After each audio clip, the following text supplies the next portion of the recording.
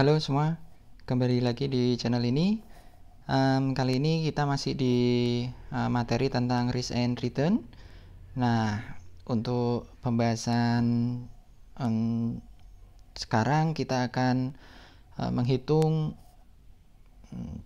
CAPM ya, menghitung expected return dari portofolio investasi kita yang memperhitungkan atau sudah mempertimbangkan risiko sistematis yang diukur dengan beta. Nah, ini kita kembali ke contoh di Excel. Di sini saya mempunyai portofolio, isinya adalah saham A dan surat utang negara. Saham A expected return saya 7%, di Sun expected return-nya 4,9. Ini resikonya ya, standar deviasinya 8,7 yang saham A, Sun tentu saja 0. Terus weight-nya, bobot investasinya saya bagi rata, uang saya 50-50, 50%, 50%. Maka kita di sini bisa menghitung portofolio expected return 7% kali 50%, 3,5, 4,9 kali 50, 2,45. Jadi kalau di total 5,95. Terus kita juga bisa menghitung beta portofolio. Nah, ini saya mendapatkan data saham A itu betanya 1,2. Itu ya, tadi bobotnya 50%.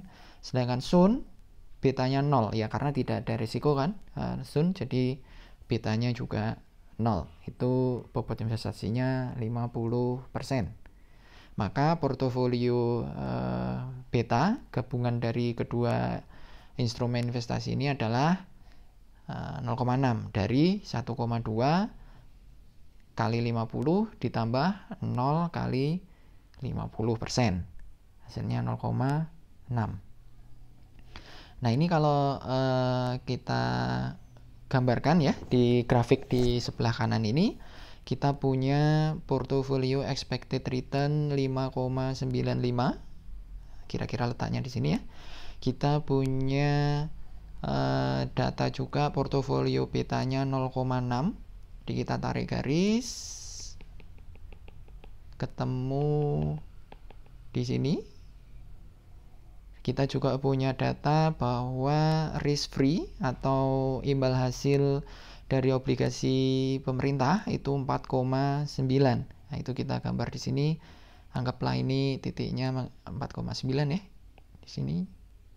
Jadi kita bisa tarik garis dari titik risk free 4,9% ini ke arah expected return pertemuan dari beta 0,6 dan return 5,95 di sini. Nah, garis ini yang dinamakan dengan security market line. Security market line ini mengindikasikan atau memberikan guidance gitu ya, memberikan perkiraan ke kita sebagai investor bahwa return yang normal yang kita peroleh itu adalah yang berada di sepanjang security market line ini. Jadi misalnya kita menghitung portofolio beta gitu ya, kan beta tadi resiko gitu ya, misalnya naik jadi 0,8. Maka seharusnya return yang kita dapatkan tuh juga di sini, di titik saya kasih misalnya titik A gitu ya. Kalau kita tarik garis berarti dia di sekitaran sini ya, mungkin di atasnya 5,95 ya. Nah, tepatnya ya, dikira-kira sendiri lah, pokoknya ininya dapat gitu, filosofinya dapat. Jadi sekali lagi security market line ini menggambarkan return normal yang kita peroleh. Tentu ketika risikonya lebih kecil, misalnya 0,4 gitu ya, maka returnnya juga lebih kecil, ada di titik ini. Nah, ketika kita dihadapkan di pilihan-pilihan investasi, misalnya kita menemukan satu instrumen, dia betanya 0,6, tetapi dia returnnya di atas security market line, jadi dia ada di atas ini misalnya. Katakan saya kasih ini nama instrumen B gitu ya. Jadi ini kalau ditarik garis, nah ini di sini dengan risiko 0,6, beta 0,6, dia mendapatkan apa namanya return, katakan di sini 8% angkanya gitu ya. Nah, ini instrumen-instrumen yang diburu atau dicari oleh investor karena dengan risiko lebih kecil, returnnya lebih gede. Sebaliknya, ada juga misalnya yang dia di bawah security market line, di bawah garis ini ya. Dia ada di sini. Saya beri nama titik C. Jadi dia risikonya 0,6, harusnya dia mendapatkan return 5,95, tapi cuman mendapatkan return 2%. Nah, ini investasi yang investor itu tidak mau mengambilnya gitu. Nah, itu menginterpretasikan security market line. Nah, kembali lagi ke perhitungan. Dari security market line yang kita buat ini, kita bisa menghitung capital asset pricing modelnya. Nah, pertama tadi kan kita sudah punya data tentang beta ya. Beta kita udah dapat. Kita juga punya data tentang apalagi tadi? Risk free. Risk free kita sudah dapat. Nah, kemudian dari sini kita bisa menghitung market risk premium dengan cara, kalau kita punya grafik seperti ini ya, caranya adalah dengan menghitung kemiringan atau slope.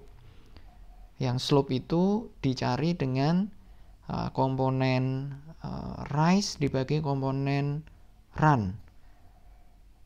Rise-nya itu berasal dari selisih antara portfolio expected return ya, yang di sini 5,95 ini, saya tarik garisnya di sini, dikurangi dengan risk free yang 4,9. Jadi selisih antara portfolio expected return dengan risk free besarnya 1,05%. Nah, ini kita tarik 1,05% dibagi dengan run. Run itu adalah dari risiko yang 0, tidak ada risiko gitu ya, sampai ke beta portofolio kita. Berarti 0,6 dikurangi 0. Nah, ini sudah dihitung. Besarnya 0,6. 0,6 ini komponen dari run, kita masukin ke sini. Kita bagi 1,05% dibagi 0,6 itu 1,75%. Nah, dari sini kita bisa menghitung CAPM, yaitu risk free 4,9 ditambah beta 0,6 ya. Kita masukin sini 0,6 kali market risk premium 1,75 dari slope ini tadi sama dengan 5,95%. Nah, jadi nyambung ya dengan konsep yang kita bicarakan sebelumnya. Nah, coba kita mau tes nih. Kalau di prinsip risk and return trade-off, itu kan ketika risikonya menjadi lebih besar, maka expected return kita kan juga akan besar, gitu ya. Begitu juga sebaliknya. Nah, sedangkan di sini risiko itu dilambangkan atau diwakilkan dengan besaran beta. Nah, di sini sudah dibuat perhitungannya, nanti kalian bisa cek detailnya di file Excel ini ya. Misalnya nih, saya mau membuat portofolio yang isinya Sun 10%, terus sahamnya 90%, maka betanya menjadi 1,08. Kalau dimasukkan ke perhitungan CAPM gitu ya, yang di sini tadi, itu saya akan mendapatkan hasil CAPM-nya 6,79%.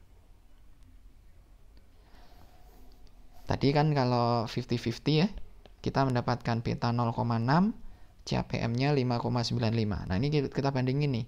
Ketika saya berinvestasi banyak di saham sampai 90% yang semula hanya 50%, berarti kan risiko saya bertambah. Karena saham kan lebih volatile gitu ya, lebih berisiko.